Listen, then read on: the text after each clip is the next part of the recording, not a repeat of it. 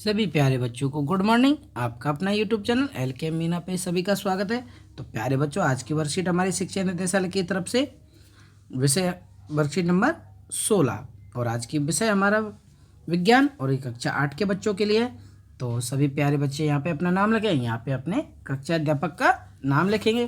तो प्यारे बच्चों, आज की वर्कशीट की तारीख हमारी 25/11/2020, ठीक है। और आज का दिन हमारा बुधवार का है। तो प्यारे बच्चों, आज की वर्कशीट का टॉपिक हमारा है धातु एवं अधातु। भाई, धातु एवं अधातु में क्या क्या फर्क होता है तो उसके बारे में हम जानेंगे। तो सभी प्यारे बच्चे वीडियो को अंत तक देखें और मेरे यूट्यूब चैनल को सब्सक्राइब भी करके रखें और बेल आइकन को ज़रूर दबा के रखें, जिससे आपको जब भी वीडियो डाली जाए तो उसका नोटिफिकेशन शुरू हम कर सकें। तो शुरू करते हैं आज की वर्कशीट। अब तक हमने धातु और अधातु के बारे में बहुत कुछ जाना। तो आपने जो पिछली वर्कशीट आई है तो उनके बारे में बहुत कुछ जाना।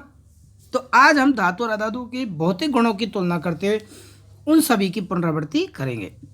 तो ये बेटा हमें बहुत ही महत्वपूर्ण वर्कशीट है, तो इसे हमें अच्छे से याद भी करना है। कंप्लीट वर्कशीट के साथ साथ हमें इसे अच्छी तरह समझना है।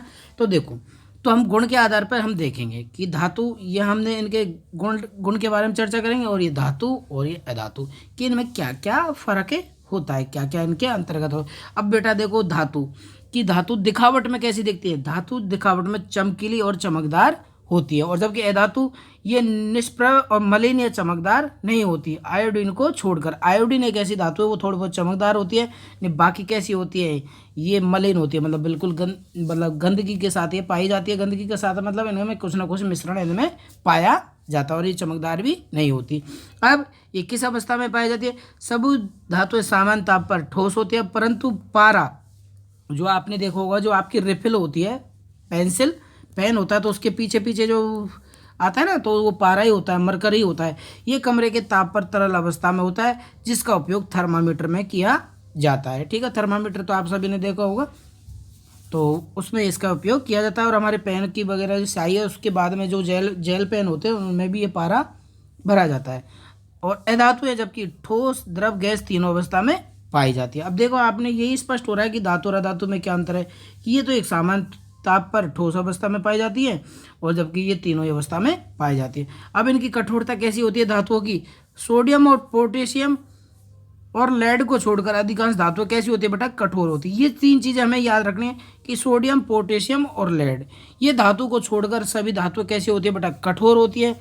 और ये अधातु, ये सामान्यतः नरम और भंगुर होती है।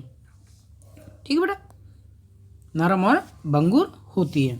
ठीक है, अब ये इनका देखो आघात वर्तनीयता कैसी होती है। इनकी धातुओं के आघात वर्तनीय होती है, पीट कर सीट में परिवर्तन किया जा सकता है। अब देखो, आपने देखो होगा, जैसे ये टीन सेड है, तो इनको हम पीट पीट कर क्या करते हैं, हम चौड़ा भी कर सकते हैं। हथौड़ी से पीट पीट कर इन्हें हमें चौड़ा भी कर सकते हैं, मतलब इनको एक रूप से दूसरे रूप में परिवर्तन किया जा सकता है। और ये नरम होने के कारण चोट करने पर टूट व बिखर जाती है, अतः ये अघातीय वर्धन नहीं होते। अब जैसे इनमें हम कोई भी चोट करेंगे तो ये क्या होंगी, ये टूट जाएंगी। ठीक है, अब इसके अंदर तन्यता, तो आपने तन्यता, मैंने आपको पिछले वर्ष भाई, तन्यता मतलब खींच कर तारों में परिवर्तन करना, मतलब इसे हम चौड़ा भी कर सकते हैं। जैसे ये तार दिए हुए हैं, तो हमको कितना भी हमें इन्हें, जबकि धातु में तन्यता होती है, मतलब हमें इन्हें किसी भी रूप में बढ़ा सकते हैं। खींच के, तन्यता मतलब तान, मतलब खींचना, खींच कर तारों में परिवर्तित करना, और इनमें तन्यता का गुण नहीं होता। ठीक है बेटा, अब इनकी चालकता, धातु ऊष्मा और विद्युत की चालक, मतलब इनमें करंट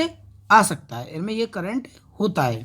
ठीक है बेटा, और जबकि अधातु है, ऊष्मा और विद्युत की क्या होती है, आपको चालक, इनमें कोई करंट वगैरह नहीं आता। और इसमें ध्वनिक, ये ध्वनिक होती है, जिसकी वजह से घंटियां धातुओं की बनाई जाती है। आपने देखो होगा बैल वगैरह, तो ये सब धातुओं की ही बनाई जाती है, तो इनमें ध्वनिक होती है। ये ध्वनिक नहीं होती, इनमें कोई कंपन इनमें नहीं होता।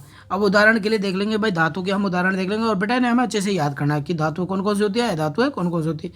देखो बेटा, लोहा, सोना, copper, aluminium, magnesium, silver, sodium, calcium, ये सब क्या है, ये हमारी धातु है। और अधातु है, carbon, oxygen, nitrogen, chlorine, sulphur और आयोडीन, ये सब हमारी क्या है, अधातु। ठीक है बेटा, तो ऐसे हम इनके गुणों के बारे में हमने चर्चा की। अब देख लेते हैं इसके हम प्रश्न उत्तरों को देख लेते हैं अच्छे से लिखित रूप में। ठीक है, तो पहला क्वेश्चन क्या है हमारा, कि दो धातुओं के नाम लिखिए जिन्हें चाकू से काटा जा सकता है। तो आपको मैंने पहले भी पढ़ाया और पिछली वर्कशीट में भी ये क्वेश्चन आया हुआ है। तो ऐसी धातु कौन सी होती हैं कि ये धातु दो बेटा ये रही सोडियम और पोटेशियम, ये वो कौन सी धातु हैं दो, सोडियम और पोटेशियम होती है। ठीक है, अब देखते हैं हम इसका दूसरा क्वेश्चन। तो इसमें हमने पहले में हो गया हमारा सोडियम और पोटेशियम। अब देखते हैं दूसरा कि मंदिरों की घंटियां धातु की क्यों बनाई जाती हैं। तो आप सभी ने देखा होगा कि क्यों बनाई जाती है, क्योंकि उनके अंतर्गत दुहानिक होती हैं, ये दुहानिक होती है जिसकी वजह से घंटियां धातु की बनाई जाती हैं।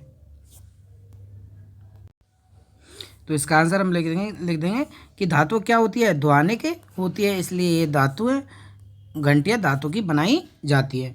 अपने आसपास तीसरा क्वेश्चन है बेटा हमारा कि अपने आसपास उपस्थित किन्हीं 4 धातुओं और अधातुओं के नाम लिखेंगे। तो बेटा ये रही आपने ये रही है, ठीक है। तो इसमें से हम यहाँ पे ये इसका आंसर में लिख देंगे भाई किन्हीं धातु 4 अधातु और अधातुओं के नाम हमें लिख देंगे, ठीक है। अब हमारा चौथा क्वेश्चन है बेटा कि धातु और अधातुओं में अंतर स्पष्ट कीजिए। तो आपने ये देखो इतने सारे अंतर पढ़े हैं, तो इसमें से आप कोई भी 4 अंतर इसमें से लिख देंगे, ठीक है। इनके आधार पर भाई दिखावट की और अवस्था, कठोरता, तन्यता, चालकता, तो ये सब क्या है, इनके अंतर हो गए। एक 5वां क्वेश्चन है हमारा कि एक ऐसी धातु का नाम बताइए जो कमरे के ताप पर द्रव अवस्था में रहती है। तो आपने देखो ये पढ़ा, ये रहा पारा, तो उस धातु का नाम क्या हो जाएगा बेटा, पारा या मरकरी। पारा है, इसको हम मरकरी भी कहते हैं, ठीक है। तो उस धातु का नाम हो जाएगा मरकरी या पारा। तो इसी के साथ ये वर्कशीट के क्वेश्चन भी आपके कंप्लीट होते हैं। तो सभी प्यारे बच्चे से अच्छे से विज्ञान की कॉपी में करेंगे और अपने टीचर से चेक करवाएंगे।